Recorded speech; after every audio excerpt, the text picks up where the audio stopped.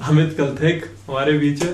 First of all Amit, congratulation, आपने Himachal Pradesh administrative service examination में इस बार रैंक 1 पाया है और इससे पहले भी जनवरी में आपने डिस्ट्रिक्ट मैनेजर SC/ST में भी रैंक 1 पाया था। तो congratulation from our whole team Raman academy. Thank you sir, thank you so much. तो अमित देखो, जब पहले आए स्टूडेंट की तरह आए थे, आज गेस्ट की तरह आ रहे हो, how do you feel after getting this rank 1? Sir feeling तो बहुत अच्छी है। इनिशियली जब हम अपनी तैयारी स्टार्ट करते हैं तो हम भी ये देखते हैं कि जो सिलेक्टेड कैंडिडेट्स हैं हम भी एक्सपायर करते कि एक दिन हम भी बैठे। तो सर आज जब हम उस जगह हैं तो थोड़ा सर डाइजेस्ट करने में भी मुश्किल हो रही है, लेकिन सर इवेंचुअली ऐसा लग रहा है कि हार्ड वर्क किया इतने सालों तक और इवेंचुअली पेड ऑफ, तो सर अच्छा लग रहा है।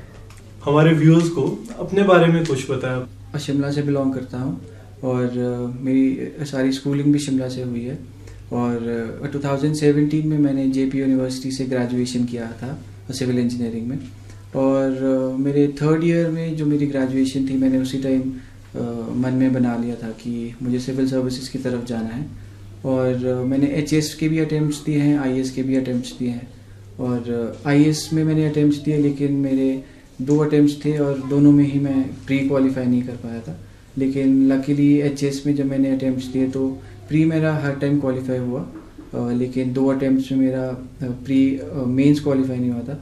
और इस साल लकीली मेंस भी क्वालिफाई हुआ, इंटरव्यू भी क्वालिफाई हुआ और by the grace of God sir rank 1 भी आ गया। इंस्पिरेशन कहाँ से मिला प्रिपरेशन करनी है, सिविल सर्विस में जाना है? सर इनिशियली तो ऑप्शंस तो बहुत सारे थे सर। कभी मैंने सोचा कि मुझे एयरफोर्स में जाना है, कभी था कि गवर्नमेंट सेक्टर में जाना है।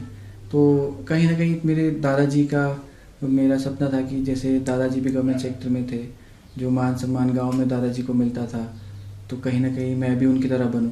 तो थोड़ा गवर्नमेंट सेक्टर की तरफ वहाँ से इंस्पिरेशन मिला। लेकिन फिर सर ग्रेजुएशन में जब मैंने देखा कि मेरे पास ऑप्शंस क्या क्या अवेलेबल हैं, तो सर मुझे लगा कि HS एक ऐसा प्लेटफॉर्म है जहाँ पे आप पर्सनली भी ग्रो कर सकते हैं और अगर आप कुछ अच्छा करना चाहें सोसाइटी के लिए वो भी आप कर सकते हैं। और डाइवर्सिटी बहुत है सर इसमें। तो मुझे लगा सर कि अगर आपने अपना एफर्ट किसी एक जगह देना है, तो मैंने थर्ड ईयर में ही सोच लिया था सर कि मैंने करना है। और इवेंचुअली सर हार्ड वर्क करते गए, फेलियर्स भी थे सर, फेलियर्स भी देखते गए और उनसे सीखते गए और इवेंचुअली सर आज यहाँ पे हैं। Okay, Amit, first of all, welcome to Raman Academy. Thank you, sir. We are really delighted by your success and many congratulations to you and your family. So you have become a role model for for everybody all around us, right? So everybody is looking up to you. So I just want to know that was there any phase throughout your journey where you felt that this is a tough thing, I cannot do it, or you always felt that I will do it, you were firm? Sir, initially when I had my failures, I wasn't able to qualify my IAS prelims, and not being able to clear the first stage itself, I thought that if I would be able to go far or not. But sir, एक जिद थी sir कि नहीं मुझे ये करना है। तो सर इस साल मैंने था कि dedicatedly I focused on HS, और एक जिद थी कि नहीं, चाहे 1 साल लगे, चाहे 2 साल लगे, चाहे प्री ना निकले, चाहे मेंस ना निकले, लेकिन सर ये था कि करना है। तो जब आपके अंदर वो थोड़ी जिद होगी, वो आग होगी सर, तो चाहे आप प्री ना निकले, चाहे मेंस ना निकले, अगर आपके पास अंदर से वो इंस्पिरेशन है सर, तो इट डजेंट मैटर कि आपको कितने साल लग रहे हैं या सोसाइटी क्या कह रही है। If you have that inspiration with in your self, तो सर मुझे लगता है कि आपकी मंजिल ज़्यादा दूर नहीं। जी, बहुत अच्छी बात कही अमित आपने। सो हम इससे ये मान सकते हैं कि हर एक को एक प्रेरणा और वो जिद कह लीजिए, कुछ ऐसा इंस्पिरेशन रखना चाहिए, उसके बाद ये हार्ड वर्क और इंटेलेक्ट काम करता है। तो I would also like to know that is it a game of hard work, intellect, intelligence, luck और व्हाट? सर जो मेरी जर्नी रही है sir, I would say it's been hard work और you have to persevere sir. का आपको बहुत बारी फेलियर्स मिलेंगे और लोग आपको ये भी कहेंगे कि बेटा बहुत बड़ी चीज़ है, आप कुछ और ट्राई कर लो, ये जॉब है वो जॉब है। लेकिन सर अगर आपको पता है कि नहीं मेरा गोल ये है, तो जो भी लोग आपको कहेंगे, सोसाइटी कहेगी, आपको उसका ज़्यादा फ़र्क नहीं पड़ेगा अगर आप परसिवियर करेंगे, हार्ड वर्क करेंगे और सर हार्ड वर्क के साथ थोड़ा स्मार्ट वर्क भी करेंगे ताकि आपका टाइम कम लगे, तो sir eventually I think you will get it. Okay, Amit, I would really like to know that what would have been your schedule, daily schedule, right? Just waking up, opening your books, sleeping with the books, thinking about the books. So, how was this journey? Sir, starting my entire journey, one thing that I have stuck to, sir, it was the newspaper reading, sir. Whether it's a holiday or it's a Monday or it's a Sunday, sir, I have every day, sir, I have read the newspaper. This is my morning routine was, sir, I would get up around 7 or 8, and the first thing that I would do is go and buy my newspaper. I would have a cup of tea along with the newspaper, and around 1 to 1.5 hours I would dedicatedly give it to my newspapers. Which newspaper do you read? Sir, initially I used to read the Hindu when I was preparing for IAS. Then when sir I focused on HS, I started reading 2 newspapers. One was Tribune and one was Amar Ujala. और sir एक बार आप newspaper मैंने पढ़ लिया, उसके बाद sir I focused upon या मैंने जीएस है या ऑप्शनल है, सर 1-1.5 घंटे आप पढ़ लीजिए, जैसे अराउंड 10 से 11 1 घंटे आपने पढ़ लिया, फिर आप आधे घंटे की ब्रेक ले लीजिए, फिर 1-1.5 घंटे और पढ़ लिया, एक ब्रेक और लीजिए, फिर लंच कर लीजिए, फिर थोड़ा रेस्ट कर लीजिए। सर इवेंचुअली ये रहता है कि दिन में I used to study around 4 to 5 hours और that used to be a quality. मैं बहुत बारी बच्चों से ये सुनता हूँ, रादर उनके पेरेंट्स से सुनता हूँ कि बेटा आपने तो निकाल दिया, काफ़ी अच्छा पेपर निकाल दिया, आपने तो 18 16 घंटे पढ़ा होगा। सोते भी नहीं होंगे सर 3-3.5 साल से मैं तैयारी कर रहा हूँ सर, और sir it's humanly not possible to study मेरे हिसाब से for more than 8 to 10 hours regularly. Sir मेरा मानना ये है कि if you study for around 4 to 5 hours daily, quality study अगर आप कर रहे हैं अराउंड 3, 4, 5 hours जो भी है, लेकिन आप वो कंसिस्टेंटली कर रहे हैं, बीच में ब्रेक नहीं दे रहे हैं, तो सर वो ज़्यादा मैटर करता है। You have to focus upon the quality of study rather than the quantity of study. There are so many information sources these days. You have the internet, you have newspapers, you have online newspapers, there are YouTube channels, there are online courses. So how did you choose amongst these different sources? There is so much of information overload. How did you choose what information you have to memorize, and how did you choose the sources from where you have to get the information? Sir, during my initial phase of the preparation, I was also confused because you had a lot of internet sites which were providing information. Right. Whenever you looked at the topper strategies, so they would be recommending this books and that books. Sir, I also went through that phase. I also made mistakes, sir. I read some of the books which I should not have read. I wasted time. So these are the mistakes that a candidate makes, and this is normal, sir. This is normal. Right. And sir, with time, if आप धीरे धीरे आपको पता लगता रहता है कि नहीं ये बुक नहीं पढ़नी है, ये बुक पढ़नी है। सर जो ये मिस्टेक्स है ये हर कैंडिडेट करेगा सर, मैंने भी की सर। इवन कौन सी मिस्टेक्स करे, कुछ स्पेसिफाई करेंगे? अब सर जैसे मैं पॉलिटी की बात करता हूँ, तो पॉलिटी में जैसे लक्ष्मीकांत सारे पढ़ते हैं, फिर मुझे किसी ने रेकमेंड किया आप डी बासु भी पढ़िए, तो थोड़ी टाइम वो पढ़ी, और बाद में पता लगा कि अगर आप लक्ष्मीकांत ही अच्छे से पढ़ लेंगे, मल्टीपल रिविजन सिर्फ लक्ष्मीकांत के ही करेंगे, तो that is more than enough. Sir if I talk about Himachal में एक बहुत अच्छी बुक है जगमोहन बलोकड़ा, तो that's a very lengthy book, that's more than 1500 pages.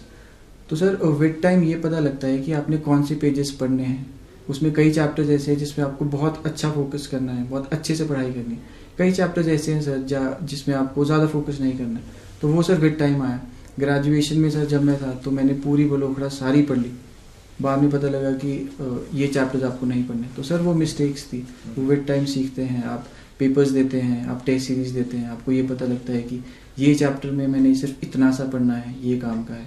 तो sir it's all a phase sir, आप धीरे धीरे सीखते जाते हैं। और अभी जैसे ये बात करते हैं हम कि लोगों को ये लगता है कि टॉपर्स ना गिफ्टेड होते हैं ना, बचपन से वो टॉप कर रहे हैं ना, फर्स्ट हमेशा फर्स्ट आते हैं। तो आपका इस पे क्या मानना है कि ना वही लोग टॉप करते हैं जैसे जो पहले से गिफ्टेड है, या फिर it's more about their own hard work? कैसा रहा आपका एक्सपीरियंस? मैं पर्सनली बताऊँ तो मैं around average to above average student था। मैं अपने ग्रेजुएशन के मार्क्स बताऊँ तो इट वाज ओनली 68%। अब अगर फेलियर्स की बात करें सर तो I have seen a lot of failures. अब आप आईएएस की बात करें, मैंने अटेम्प्ट्स दिए, मैं 2 अटेम्प्ट्स में मैं प्री ही क्वालिफाई नहीं कर पाया। तो अगर कोई बच्चा ये सुने कि अगर इस कैंडिडेट ने तो 68% ही लाए थे, आईएएस के 2 प्री ही नहीं निकाल पाए, सर उस वे में देखेंगे तो थोड़ा नेगेटिव सा सुनने में लगता है। लेकिन सर अब ये देखते हैं कि 3 अटेम्प्ट्स एचएस के हैं, फाइनल आपने 3rd अटेम्प्ट में रैंक 1 हासिल किया। तो sir it's game of failures. आप अपने फेलियर्स को एज अ स्टेपिंग स्टोन देखें, लोग क्या कहते हैं आप उससे वो ना करें। तो मुझे लगता है sir it's about your hard work, not about कि आप गिफ्टेड कितना है। सर एक लाइन है कि hard work beats talent if talent does not work hard. तो उसकी सर यही बात है कि अगर आपने हार्ड वर्क कर लिया और आप जो कोई टैलेंटेड स्टूडेंट है अगर वो नहीं कर पाया तो eventually sir hard work wins. जैसे हम बात कर रहे हैं कि आप बता रहे हैं कि सेटबैक्स आए लाइफ में, तो अपने क्योंकि नॉर्मली ऐसा होता है जैसे अगर मेंस दे के बच्चे का नहीं होता है ना, या इवन इंटरव्यू देते हैं नहीं होता है तो दोबारा से प्री देना पड़ता है, you have to start from the square one. तो अपने आप को मोटिवेटेड कैसे रखा कि एक कांस्टेंट टाइम पे ना कि परसिवरेंस के साथ, तो मोटिवेटेड कैसे रहे? सर मोटिवेशन की बात तो वही है कि अगर आप में वो जिद है, वो इंस्पिरेशन है सर, वो जिद और इंस्पिरेशन आप अंदर से आनी चाहिए, कोई बाहर का सोच नहीं होना चाहिए कि अगर आपकी फैमिली आपको मोटिवेट कर रही है। No sir, no doubt sir, family का रोल भी बहुत ज़्यादा रहता है, लेकिन ये नहीं कि आपने कोई इंस्पिरेशन बाहर से ढूंढनी है। ये सर जिद और ये इंस्पिरेशन जो पेपर या एग्ज़ाम क्लियर करने की, sir it has to come from with in.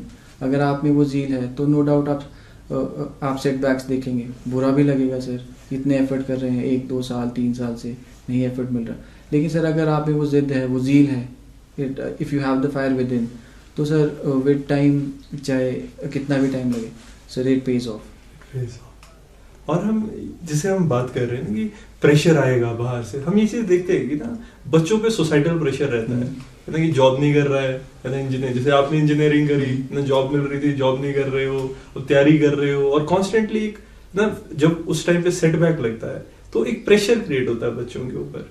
तो इस टाइम को कैसे मैनेज करते हैं? रादर जैसे क्या फैमिली का सपोर्ट कितना इंपॉर्टेंट है और कैसे इसको मैनेज किया? सर इसमें तो सबसे ज़्यादा रोल सर फैमिली का ही रहेगा, क्योंकि सोसाइटी आपको कहेगी ये करिए, सोसाइटी आपको कहेगी आप इतने टाइम से लगे हैं बेटा, पेपर क्यों नहीं हो रहा। लेकिन सर इसी में ही सर फैमिली का रोल सबसे ज़्यादा रहता है।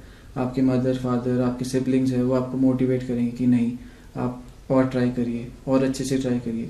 सर इसी में ही मुझे लगता है वो इमोशनल सपोर्ट की जो एक कैंडिडेट को ज़रूरत होती है सर, उसमें मुझे लगता है कि यहाँ पे सबसे ज़्यादा रोल प्ले करता है। क्योंकि सर कभी हम देखते हैं कि साल भर की मेहनत के बाद भी आपको रिजल्ट नहीं मिलता, तो सर एक इमोशनल सपोर्ट अगर फैमिली की तरफ से मिलेगा कि नहीं यार आप और अच्छा करिए, अच्छे से और तैयारी करिए, तो मुझे लगता है सर कि यहाँ पे फैमिली और फ्रेंड्स का सपोर्ट सर बहुत ज़रूरी है।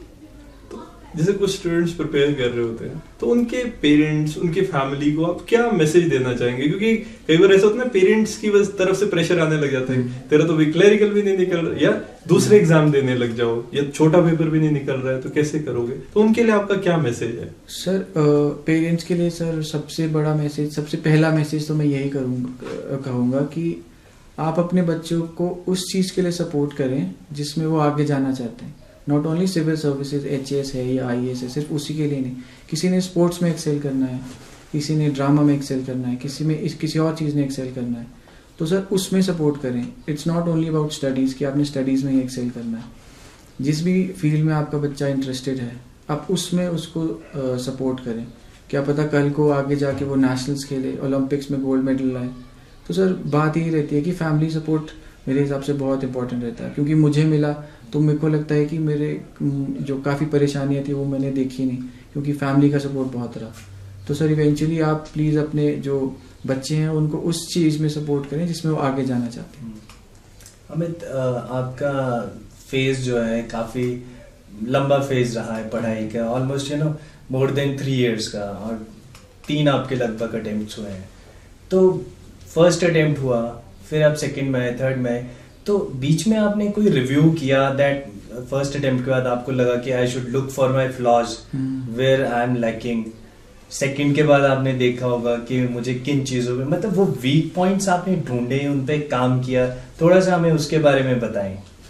Sir talking about my first attempt, तो एचएस में जब मेरा फर्स्ट अटेम्प्ट था सर, तो प्री भी मेरा उस टाइम कट ऑफ थी अराउंड 104 और मेरे थे 106.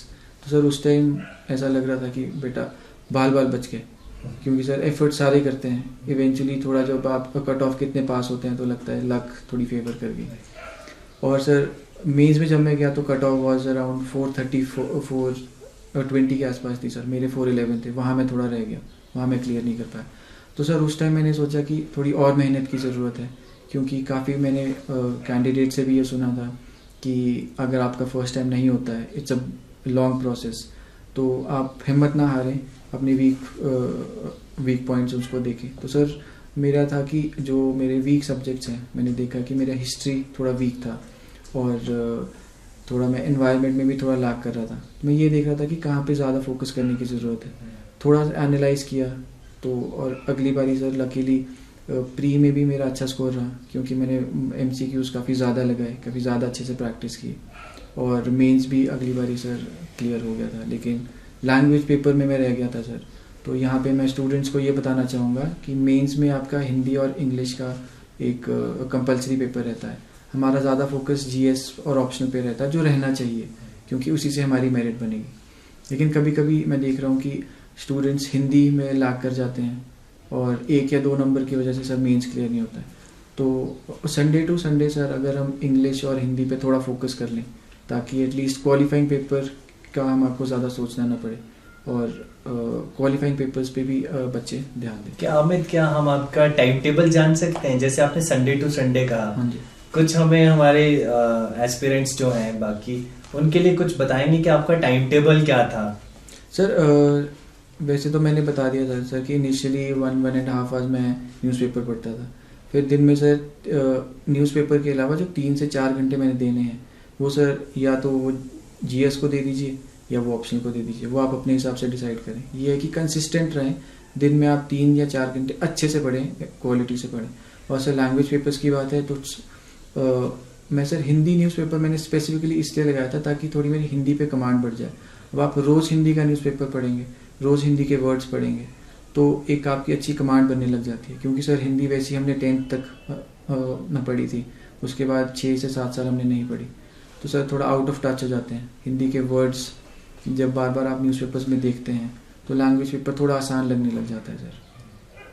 हम ये जैसे टाइम की बात कर रहे हैं, तो टाइम कैसे मैनेज किया? मैं ये चीज़ जानना चाह रहा हूँ कि पढ़ाई भी करनी है, साथ में फैमिली है, लाइफ है, अपनी हेल्थ का ध्यान रखना है. तो ना जनरली मैं स्टूडेंट से सुना है कि सर टाइम नहीं मिलता और चीज़ों के लिए ना, जैसे हॉबीज ना, हॉबीज परस्यू जैसे आप करते थे, आप रनिंग की बात कर रहे थे कि आप रनिंग करते थे, वेट लिफ्टिंग करते थे, तो ये बैलेंस कैसे बनाए और ये कितना इम्पोर्टेंट है? सर मेरे हिसाब से बैलेंस काफ़ी इम्पोर्टेंट है और टाइम मैनेजमेंट सबसे इम्पोर्टेंट है. अगर आप अब दिन के आपके पास 24 घंटे हैं, उसमें सबसे इम्पोर्टेंट तो मैं मानूंगा सर स्लीप. क्योंकि अगर आप अच्छे से पढ़ाई कर रहे हैं और उसके बाद अगर आप अच्छे से स्लीप नहीं ले रहे हैं, तो I think you won't be able to retain much, क्योंकि रिटेनिंग इसमें काफ़ी चाहिए. तो सर अपना अच्छे से 6 to 8 आवर्स की अपनी स्लीप लें, और रेगुलरली 4 to 5 आवर्स आप स्टडी करें. और सर इवेंचुअली मैं वॉक पे जाता था, जैसे मैं 2 साल चंडीगढ़ रहा, तो चंडीगढ़ की सर ये एडवांटेज थी कि वहाँ पे हर सेक्टर में पार्क है. तो सर सुबह न्यूज़पेपर पढ़ के फिर एक सिटिंग दे के 1.5 घंटे की, फिर थोड़ी ब्रेक ली, फिर एक और सिटिंग दे दी 1-1.5 घंटे की, तो अराउंड 3-4 आवर्स हो गए. उसके बाद सर मैं पार्क में निकल जाता था और एक 45 मिनट या हाफ एन आवर रनिंग कर लेता था. तो सर थोड़ा वो एक आपको रिलैक्स भी कर देता है, स्ट्रेस भी निकल जाता है.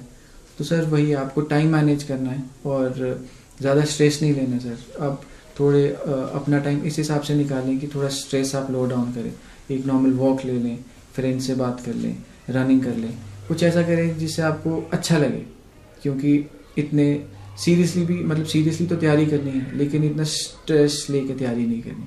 तो कुछ ऐसी चीज़ें करें जिसमें आपको अच्छा लगे।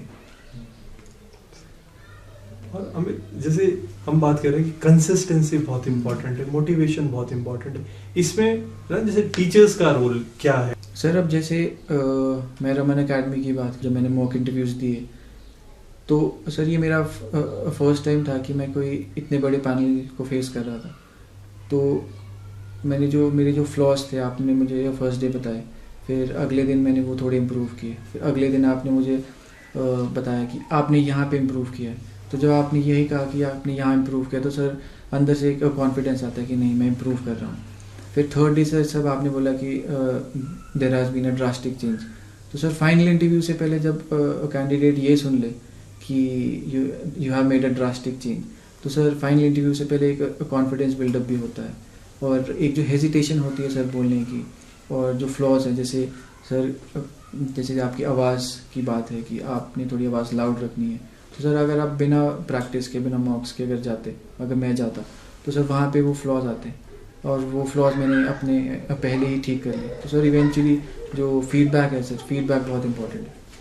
तो अमित, जो रमन अकेडमी में जैसे आपके ये मॉक इंटरव्यूज का सेशन थे, उसमें पर्सनालिटी डेवलपमेंट था, इंटरव्यू स्किल्स के ऊपर था, ग्रुप डिस्कशंस जो थी, उन्होंने कैसे, उससे आपको कैसे हेल्प मिली? हाउ आपकी पर्सनालिटी में क्या ग्रूमिंग हुई?